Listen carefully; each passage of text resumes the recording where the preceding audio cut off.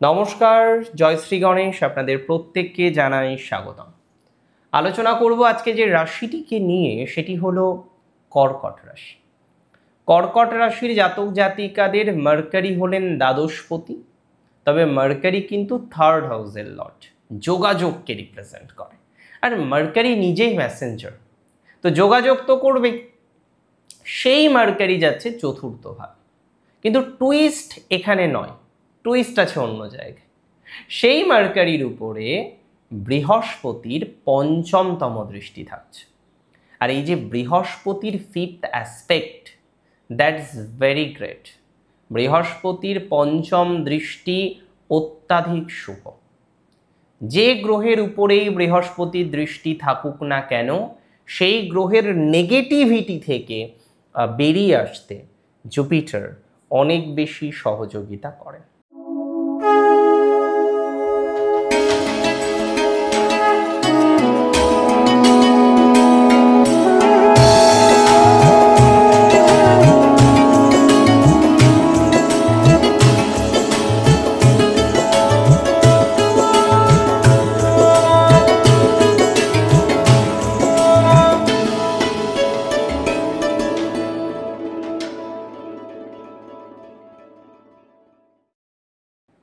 দেখুন, আমি আপনাদের একটা কথা এবার বলি। এডুকেশনাল প্রবলেম কর্কটের বহু জাতক জাতিকাদের আছে।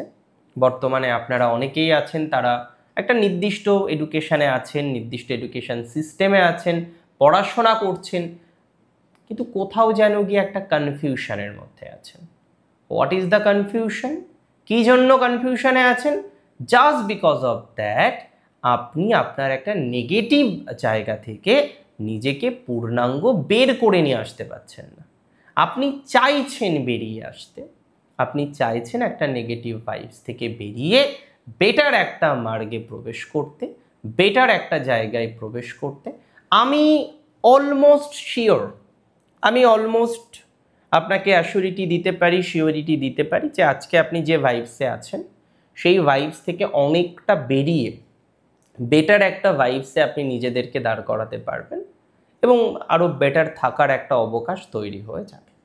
সো আমি মনে করি আপনাদের অনেকেরই বাধা আছে, অনেকেরই সমস্যা আছে, অনেকেই নানা রকম দ্বিধার মধ্যে আছেন, অপরচুনিটিসগুলো ঠিকঠাক পাচ্ছেন না, তাই না? এডুকেশনাল অপরচুনিটিসগুলো পাচ্ছেন না, এবং অনেকে পিএইচডি করছেন, পোস্টডক করছেন, অন্যান্য এডুকেশনগুলির সাথে কানেক্টেড আছেন, বাট ওই আলটিমেটলি গিয়ে একটা বাধা। আপনি যতবার চেষ্টা করেন বাধাটাকে একদম কুচি কুচি কুচি করে কেটে ফেলতে পারেন না। আপনার সিনিয়রের সাথে সমস্যা, আপনার যিনি সিনিয়র আছেন তার সাথে আপনার সঠিক কোলাবোরেশনটা হচ্ছে না, আপনার যিনি সিনিয়র আছেন তার সাথে আপনি সঠিক রিলেশনশিপটা মেনটেন করতে পারছেন না। হাজার রকমের চেষ্টা করেও আপনার রিলেশনশিপটা সঠিক জায়গায় থাকছে না। That is true. আমি মনে করি, হোয়াট আই বিলিভ, আমি বিশ্বাস করি, যাদের এরকম রিলেশনশিপ ইস্যুস আছে, যাদের এরকম রিলেশনশিপ প্রবলেম আছে, তারা রিলেশনশিপ ইস্যুস থেকে, রিলেশনশিপ যন্ত্রণা থেকে অনেকটা বেরিয়ে আসতে পারবে। যাদের এরকম রিলেশনশিপ ইস্যুস আছে, যাদের এরকম রিলেশনশিপ যন্ত্রণা আছে, রিলেশনশিপ নিয়ে একটা আহামরি নেগেটিভ ভাইব যারা ফেস করছেন, তাদের পজিটিভিটির মাত্রাটা বাড়বে। সময় দিন, সঠিক সময় দিলে আমরা অনেকটা পজিটিভ ভাইবস তৈরি করতে পারব, আর সময় না দিলে পজিটিভ ভাইবস কিন্তু আসবে না। সো একটু সময় দিতে হবে আপনাকে। একদম সিম্পল কথা বলি, আপনাদেরকে সময় দিতে হবে। যদি সময় দেন তো ভালো, আর যদি সময় না দেন তাহলে কিন্তু something is create a great problem. সময় না দিলে কঠিন এবং বেশি বেশি সমস্যার মধ্যবর্তী হয়ে আপনাকে কিন্তু দাঁড়াতে হতে পারে।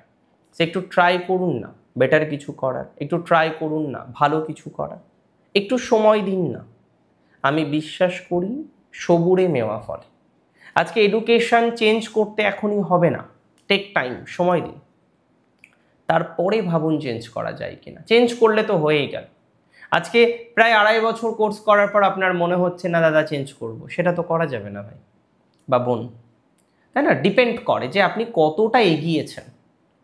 তীরে এসে দড়ি ডোবানোর কোনো মানে নেই। আপনি প্রয়োজন হলে পুনরায় আবার একটা কোর্স করুন, বাট এটিকে কমপ্লিট করুন, কারণ আপনার বাধাটা আছে এই কমপ্লিট করাতে। আমি বহু কর্কটের ক্ষেত্রে দেখেছি যে তারা একটা সার্টেন টাইম পর্যন্ত এগিয়ে আর এগোতে পারে না।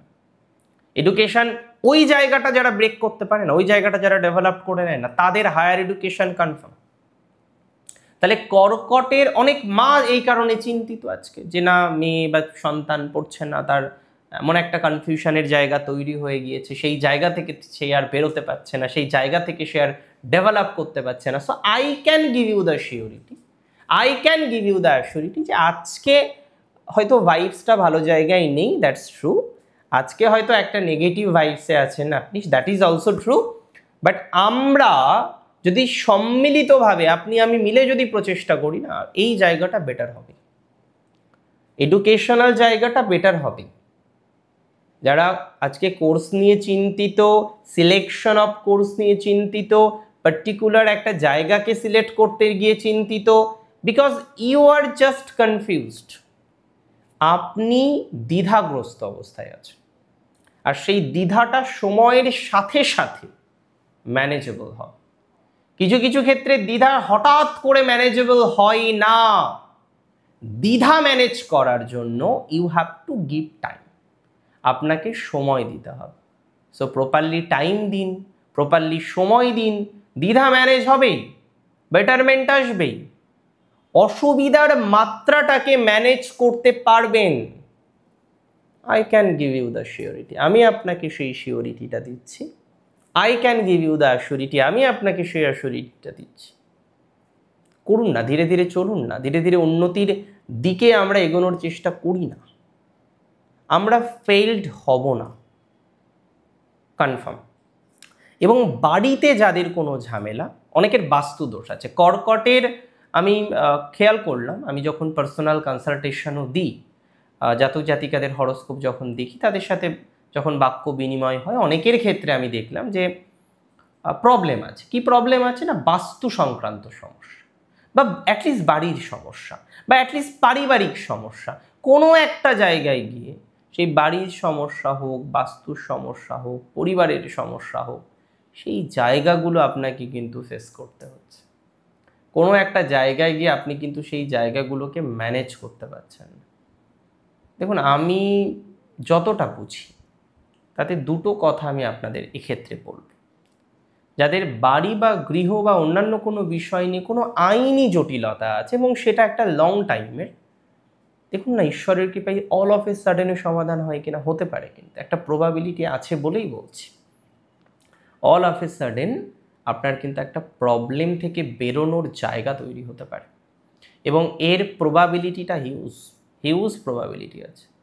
এই যে বললাম আমি আপনাকে প্রবলেম থেকে বেরোতে পারেন না, এর একটা স্ট্রং পসিবিলিটিস আছে। একটু যদি ট্রাই করেন, আই মাস্ট সে, একটু যদি ট্রাই করেন, আপনার এই প্রবলেম থেকে বেরোনোর যে ভাইবসটা, হ্যাঁ, এটা তৈরি হয়ে যাবে। একটু চেষ্টা করতে হবে আপনাকে, সঠিকভাবে একটু চেষ্টা করুন। তো করুন না আপনি চেষ্টা, তারপরে দেখি না, আমার তো মনে হয় প্রবলেম সমাধান হয়ে যাবে। কারণ অল অফ এ সাডেন কিছু আইনি জটিলতা থেকে বেরোনোর জায়গা কর্কটের আছে, and that related with your property, property related, বাহন রিলেটেড, কোনো ফাইনের ব্যাপার হতে পারে, any other things may happen. আমি পার্সোনালি মনে করি এডুকেশনাল জায়গাটা কর্কটের all of a sudden better দিকে যাবে।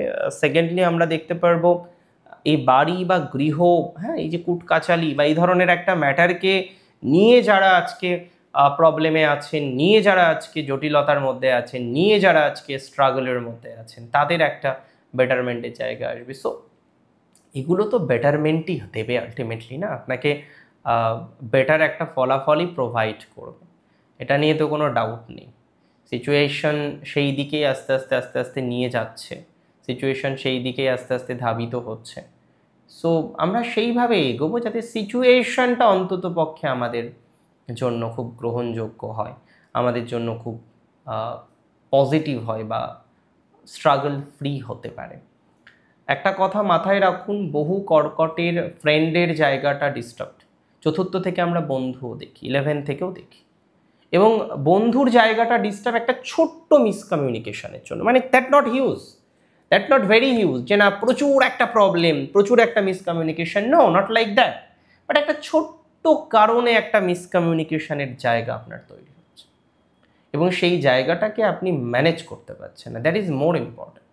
যে একটা মিসকমিউনিকেশনের জায়গা তৈরি হচ্ছে এবং সেটিকে আপনি ম্যানেজ করতে পারছেন না। তো যারা বারবার দেখছেন মিসকমিউনিকেশনের জায়গা তৈরি হচ্ছে and that is not manageable, এখানে তো প্রবলেম আছে।